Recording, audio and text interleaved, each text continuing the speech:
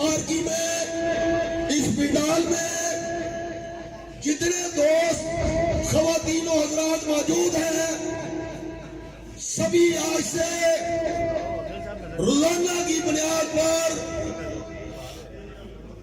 1 घंटा या 2 घंटे अपने अपने गली मोहल्ले में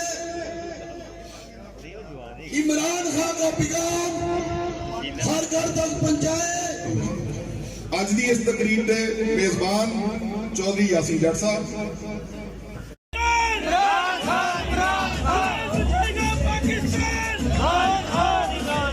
प्रूफ करेंगे कि हम सब इमरान खान के सिपाही हैं।